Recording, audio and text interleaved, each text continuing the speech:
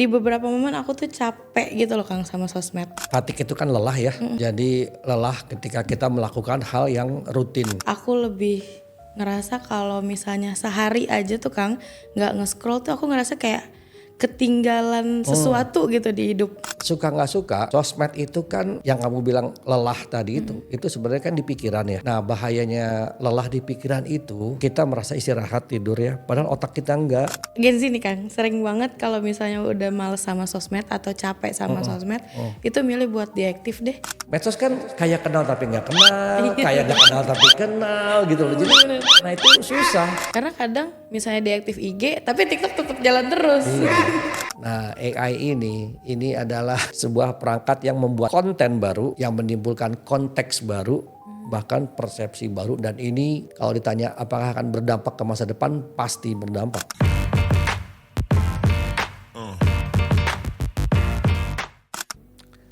Halo teman-teman, ketemu lagi di Creative Insight bersama saya Motul dan Kak Windy Kak Kang, Windy. balik Ya, lagi. kita mau ngobrol-ngobrol lagi seputar kreatif tapi media sosial ya. Iya Kang. Karena kan media sosial juga tuh rasanya tempat orang ngobrol kreatif, kadang konten kreatif, kadang apa ide-ide inspirasi juga banyak di itu Win ya, di mana di media Di sosial. media sosial. Ya, nah dari Windy gimana nih Win? Ada cerita apa Win tentang media sosial Win? Jadi gini Kang, jujur aku tuh kadang ngerasa kalau di beberapa momen aku tuh capek gitu loh Kang sama sosmed. Iya, aku tuh jadi yang kayak Lelah. jadi aku lebih ngerasa kalau misalnya sehari aja tuh Kang nggak nge-scroll tuh aku ngerasa kayak ketinggalan sesuatu gitu di hidup. Kayak bener-bener nggak bisa itu buat nggak scroll gitu Kang. Nah aku tuh ngerasa kalau menurut Kang Motul nih Kang, ini tuh malah jadi kayak ciri dari sosial media fatigue nggak sih Kang? Iya. Wah, bisa jadi ya. Kan itu biasanya itu kan fatigue itu kan lelah ya. Jadi lelah ketika kita melakukan hal yang rutin. Oke. Jadi berulang-ulang apa itu ya itu fatigue akhirnya atau apanya kelelahan lah gitu.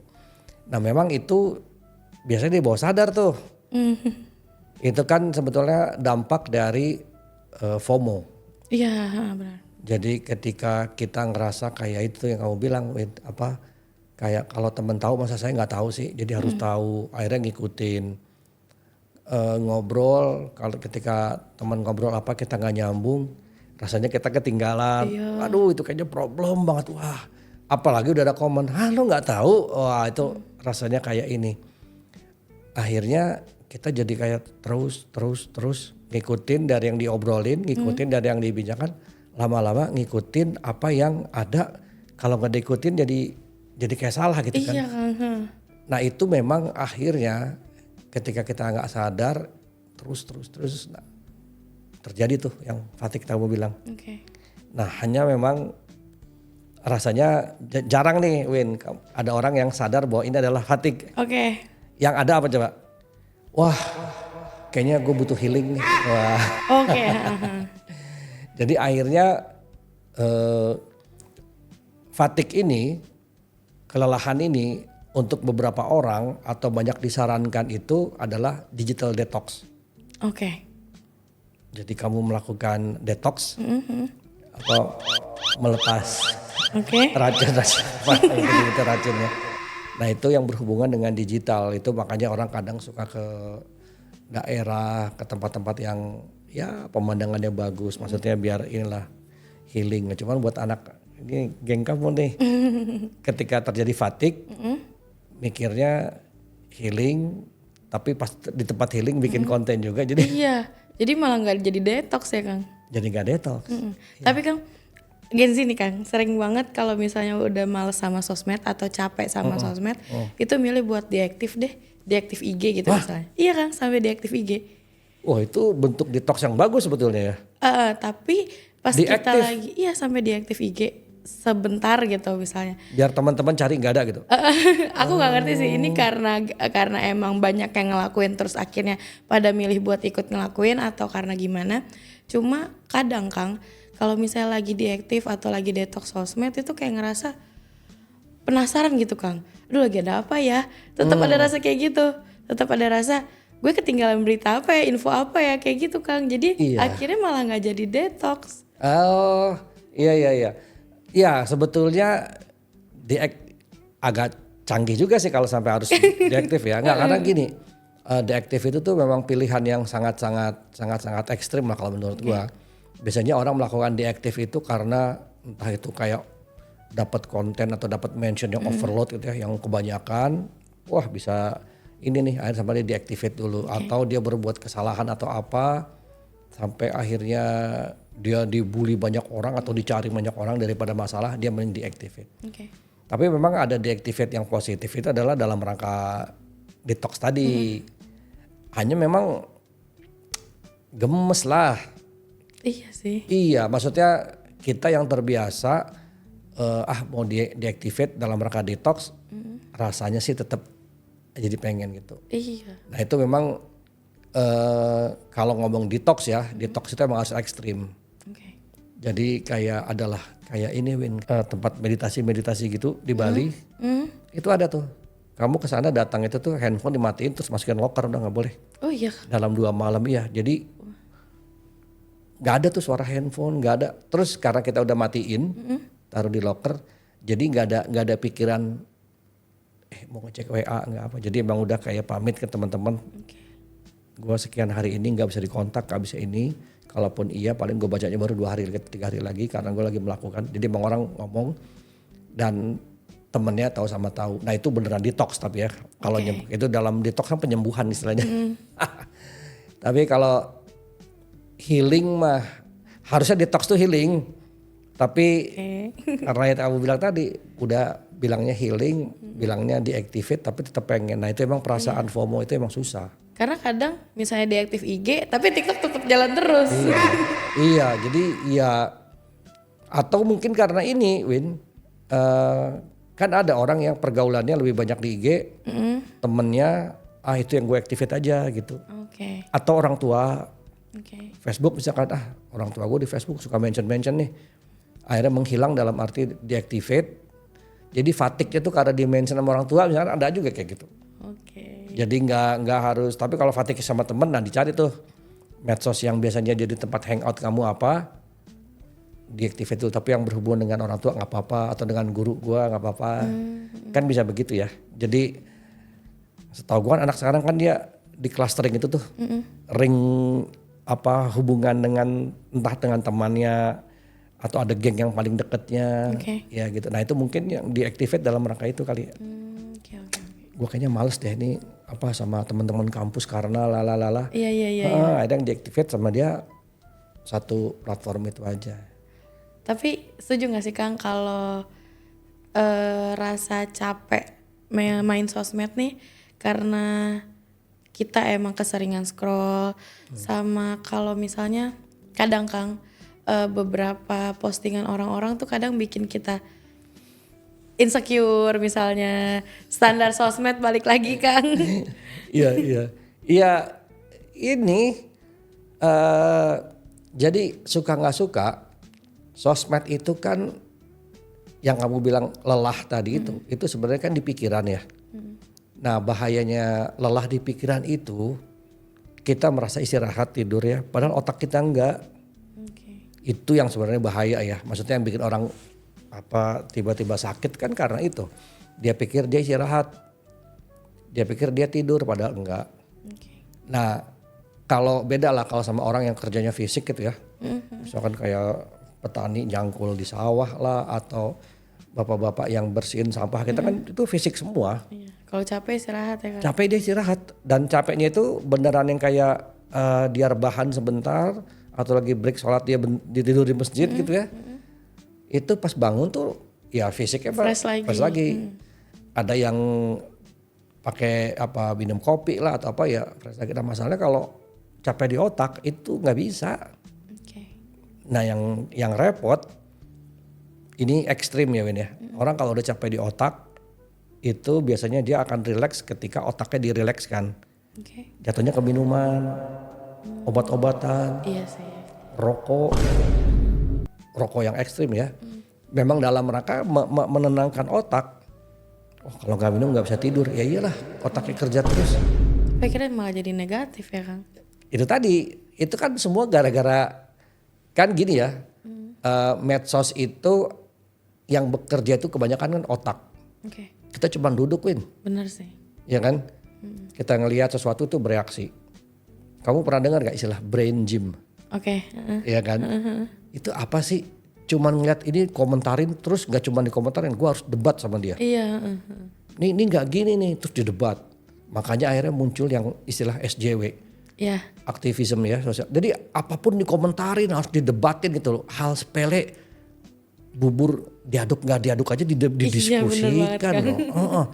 Nah itu sebetulnya kalau dari psikologi ya itu tuh brain gym. Jadi memang ada generasi muda itu tuh pengen workout otaknya gitu. Jadi exercise sebetulnya itu bagus untuk critical thinking. Oke. Critical thinking ya itu bagus. Jadi kamu diskusi, debat, setuju nggak setuju gitu. Ya itu bagus sebetulnya. Nah memang ketika itu ada di digital itu menjadi beda karena saya nggak ketemu kamu langsung.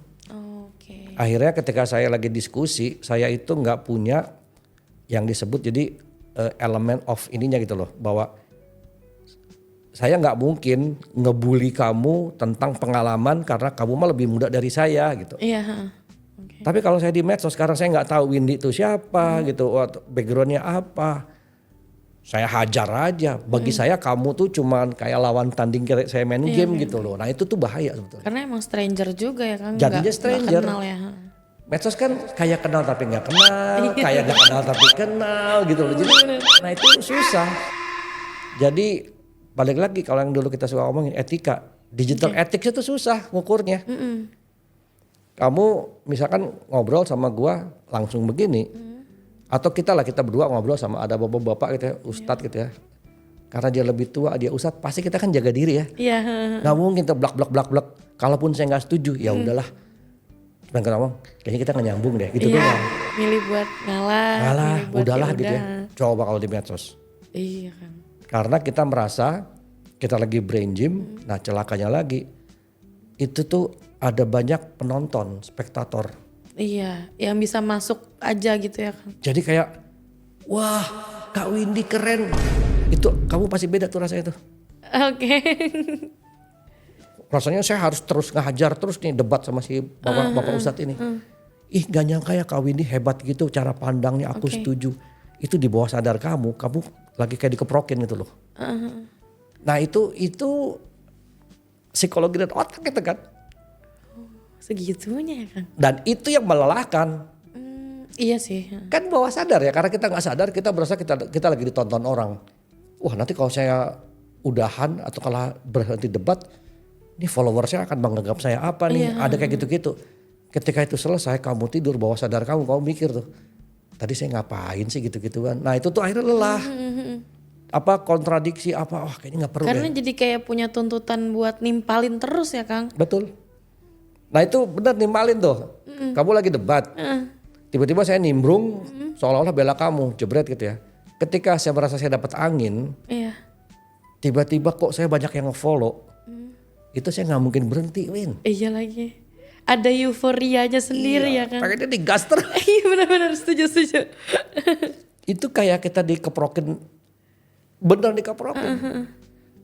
Nah ekstrimnya lagi masuk kamu ke platform baru nih. Oke. Nggak harus debat, tapi kamu dapat penonton dan disawer. Oke. Gak mungkin kamu berhenti udah kayak gitu sih. Banyak yang nyawer, wah gak mungkin kamu berhenti. Makanya orang kalau live TikTok sekali nyoba terus ternyata rame, akhirnya rutin. Coba lagi terus gitu ya kan. Bahkan jadi kayak kewajiban. Iya Kang benar. Karena algoritmanya ketika kamu sudah naik dijaga di FYP, itu tuh saya bisa mungkin dalam sehari kamu ada berapa jam memang kalau enggak kamu hilang masuk algoritma FYP. Nah itu iya, benar. Buat beberapa orang tuh kayak yang wah gue harus terus gitu konsisten. Oh tiba-tiba kalau gue kausan doang banyak yang nge-like. Deng. Ganti style outfit. Mulai tuh. Jadi ternyata kalau ini ya udah itu penonton. Oke. Ya itu lelah lah kalau diikutin terus. Jadi kayak ngikutin standar orang-orang aja ya kan? Iya, ngikutin standar penonton gitu. Wah itu capek itu. Iya sih Kang. Beda kalau zaman dulu penonton yang ngikutin siapapun, ya kamu suka grup musik gitu kan ya. Kadang dulu kalau gue tuh ya, gue ngefans sama grup musik atau penyanyi. Ketika dia rilis album baru, gue mungkin gak ngerti-ngerti amat. Tapi gue berusaha beradaptasi. Itu kan kayak gue yang ngalah ya. Tapi kalau sekarang kebalik, selebnya yang ngalah. Iya, ngikutin standar orang maunya gimana, mau lihatnya gimana gitu ya Kang. Iya. Lagi bener. Dan ketika misalnya kita adalah tidak sejalan dengan apa yang crowd mainkan, kita kayak ketinggalan zaman gitu rasanya. Iya Kang, benar. Yang tadi kamu bilang tadi, kita jadi kayak ini, padahal di crowd sana itu ada apa kelompok-kelompok kecil yang sebenarnya menyukai gaya lo yang ini aja sebenarnya. Iya. Tapi kurang banyak. Nah itu tuh kepuasan. Jadi ngikutin yang mayoritas aja ya Iya, yang kepuasan itu tuh yang sebenarnya ya berat ya, tapi ya gitulah kira-kira ininya. Oke. Tapi Kang, itu malah bikin kita jadi kehilangan identitas diri kita gak sih Kang? Karena kan ngikutin si standar orang-orang tadi Kang. Iya lagi Win, bener Win. Iya kan Kang? Iya, itu aduh gimana ya. Gini, kita itu ini kalau saya ngomong ini ya, ngomong urutan ya. Gen Z itu sebetulnya adalah usia baru-baru aja kamu mapan atas pilihan identitas kamu. Itu tuh Gen Z itu. Jadi di usia di mana di bawah itu Win, itu kamu dibilangnya adalah masa pencaharian jati diri. Oke. Ya pasti kamu pernah dengar ya. Iya. Nah di usia pencaharian jati diri itu biasanya kita itu banyak gampang ngefans. Iya. Jadi ngeliat ini ngefans, ngeliat musik gitu ya. Bahkan kamu bisa suka dengan sosok tertentu. Oke. Kok guru ini keren gitu loh. Guru ini dandannya keren. Wah senior yang gue itu anak basket ininya keren. Nah sadar gak sadar itu tuh sebenarnya kamu sedang pembentukan jati diri. Di ujungnya kamu akan sepakat atau confirm memilih inilah motul dengan jati diri seperti ini, identitas ini, karakter ini gitu. Oke. Nah itu di umur-umur itu makanya itu rentan ketika mereka dapat contoh-contoh patron atau sosok atau idola yang sebenarnya mengkhawatirkan buat banyak orang tua lah apa dan lain-lain gitu. Nah itu. Nah yang jadi masalah hari ini adalah di usia yang tadi lagi mencari jati diri, mereka tuh sudah megang handphone dan sosial media. Oke. Jadi ikutin standar sosial. Betul sekali. Jadi akhirnya apa yang dijadikan patron dia, fans dia, sosok panutan dia itu adalah semua yang dia temukan lewat virtual. Tidak asli begini. Karena kalau asli, misalkan saya ngefans sama kamu karena kamu pinter apa gitu ya. Ketika saya over, bukan nggak mungkin kamu nahan gua. Motul nggak boleh gitu. Oke. Nanti saya ajarin caranya gini. Itu kamu sebenarnya sedang lagi nahan apa istilahnya bahwa kita lagi excited gitu ya. Nggak boleh gini. Nanti tak ajarin caranya supaya begini. Kamu udah kelamaan tuh. Nanti karena kita ketemu langsung. Oke. Tapi kalau digital itu kan nggak ada off-nya. Iya. Jadi yang mau ngikutin aja. Terus saja. Bahkan si orang yang di patron pun udah nggak mungkin saya nasihatin, dan nasihatnya ya umum-umum aja, jangan lupa istirahat, jangan lupa makan gitu aja. Iya, oke.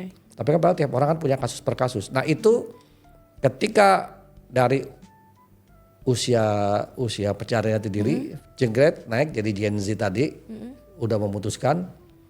Nah itu tuh karena tadi sana udah harus ngikutin terus. Jadi siapa? Terus targetnya apa? Pingin menjadi selebgram gitu. Iya benar. Itu kan capek loh itu. Iya benar kan. Padahal ini kalau kamu nggak tahu, saya nggak tahu kamu ikutin apa enggak ya. Padahal yang namanya selebgram atau siapapun artis, zaman ini itu siapa yang bilang ya, bahwa zaman sekarang itu menjadi orang top itu tidak susah. Yang susah adalah menjaga ketenaran itu. Oh iya benar. Karena sekarang kalau lagi viral cepet banget naiknya. Tapi hilangnya juga cepet banget ketimpa sama yang viral baru lagi ya Kang. Persis sekali. Jadi kalau kamu ngeliat so called selebgram apapun lah ya, atau itu di Twitter atau apa, coba kamu cek deh, itu come and go. Iya benar-benar. Come and Setuju go. sih, Kang. Iya, jadi kayak yang inget-inget deh, si itu kemana, apa kabar ya?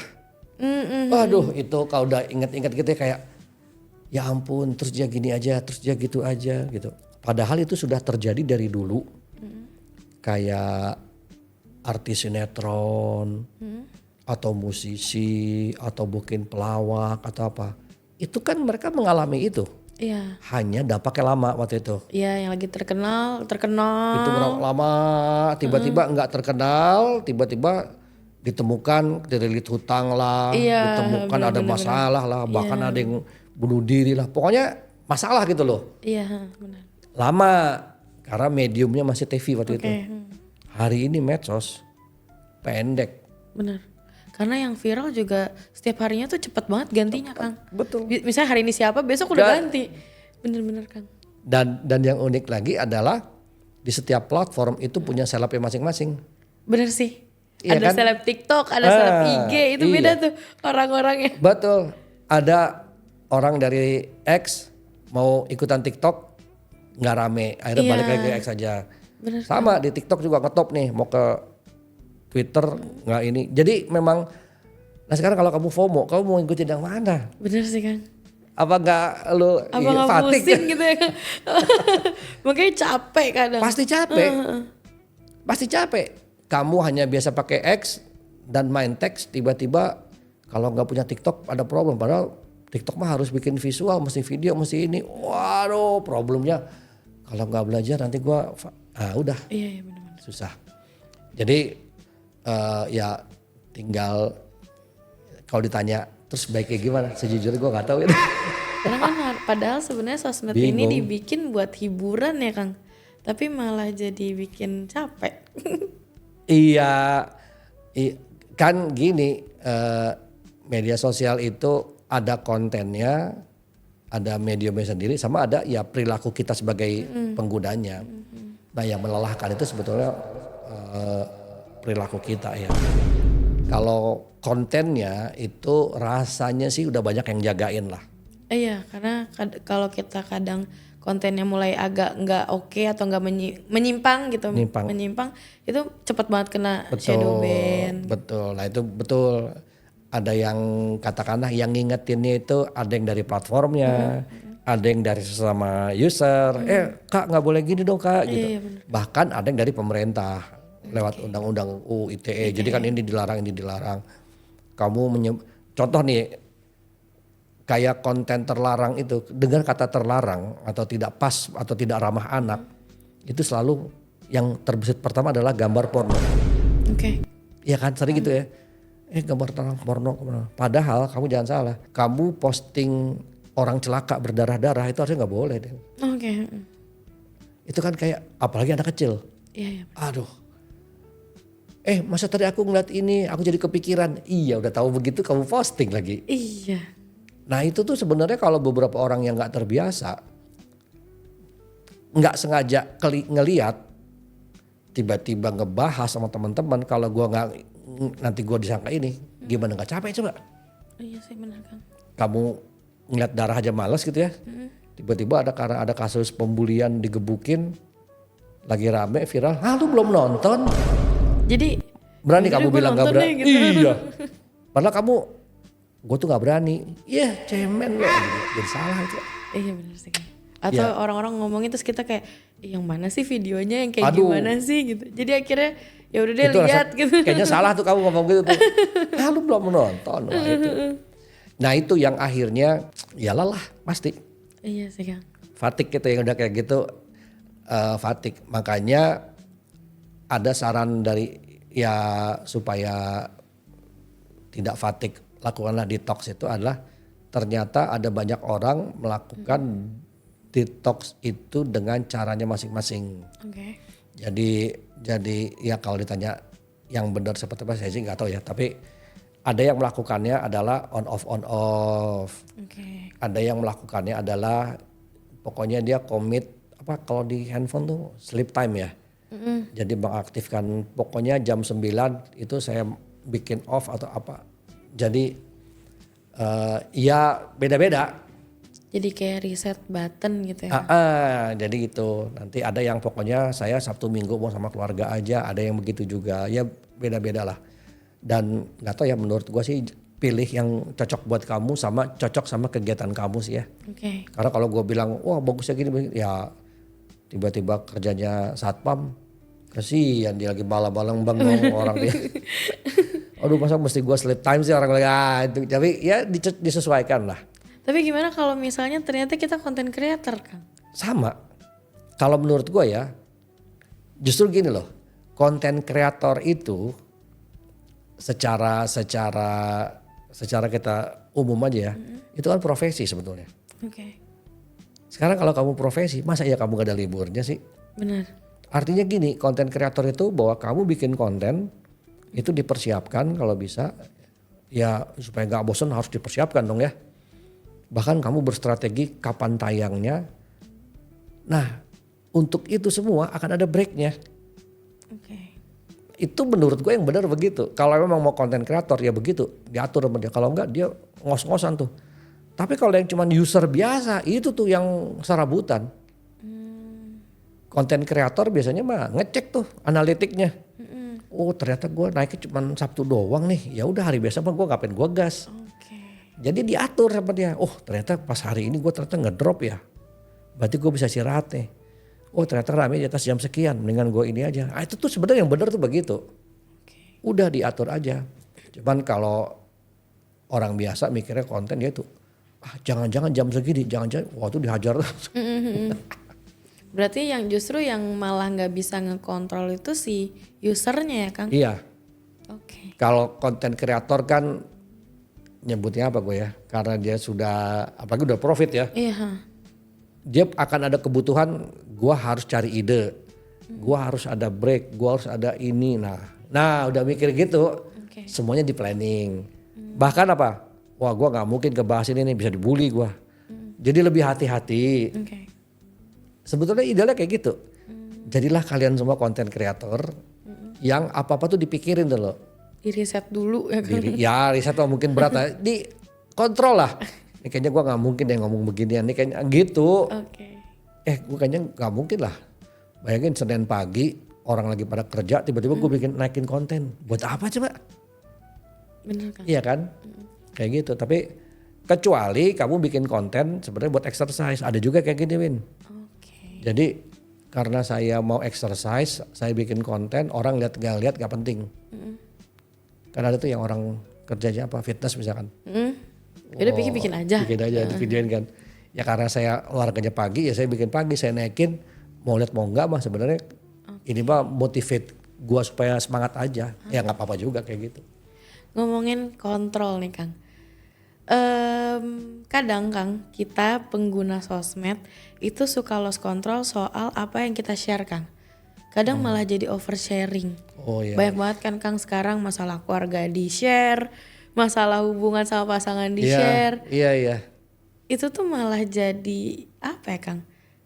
Dampak negatif banget gak sih Kang? Banget. Tapi justru Kang menariknya adalah konten-konten kayak gitu itu justru rame Kang peminatnya. Udah pastilah. Kan gini ya, repotnya orang Indonesia itu Win, memang pengen nimbrung. Gini lah, ya paling sederhana aja ya, ada tetangga ribut. Keluar tuh, kepo. Kepo. Jadi keponya itu tuh bukannya ini tanya ke tetangga lain, itu kenapa? Saya pengen tahu penyebabnya apa. Ketika tahu penyebabnya apa, saya malah diskusi sama tetangga yang lagi gak ribut. Wah, kan gak boleh gitu. Itu tuh emang udah susah ya, budayanya kita gitu. Tukang sayur, ibu-ibu pagi-pagi, itu tuh meeting point buat para ibu-ibu. Iya lagi, ada gosip apa hari ini ibu-ibu. Nah sekarang bayangkan itu semua pindah ke digital. Akhirnya segala diomongin. Nah ternyata topik tentang apapun yang berhubungan dengan hubungan manusia dengan anak dan bapak, bapak dan anak, ibu dan anak, hubungan keluarga, pasangan. Itu tuh emang topik-topik nggak ada habisnya ya. Ketika di digital, karena gini, semua orang punya orang tua. Oke. Ketika saya ngomong katakanlah tentang ibu saya, kamu pasti ngebayangin ibu kamu. Oke. Nah, itu kan sederhananya gitu ya. Ketika misalkan saya ingin mencari perhatian, tapi saya mereka-reka gitu ya, sebuah cerita bahwa saya tuh disiksa sama ibu saya apa semua. Itu orang yang sayang sama ibunya mungkin gak tertarik baca. Tapi kalau ada orang yang hidupnya tertekan karena Yang keluarga, relate gitu yang relate. Gitu. Akhirnya udah tuh ada yang tertekan karena ibunya, ada yang karena ininya, ada yang ini, ada yang pasangannya. Dan yang repotnya bukan cuma cerita. Kalau dulu cuma cerita ya di teks, sebut saja namanya Mawar gitu. Iya, oke. Sekarang semuanya diumbar, Iya. kasih nama. Nah itu sebetulnya ya seru saat ini. Minggu depan kamu pasti terdiam mikir, bulan depan ngapain gue posting ya? Baru mau di delete itu udah keburu kesebar percuma. Iya, udah rame ya. Malah kadang sampai orang ngepoin sampai profilnya, kerjaannya. Pasti. Itu kan seru ya ngegali-gali ini orang. Netizen tuh soalnya cepet banget Kak kalau nge-stalk. Betul.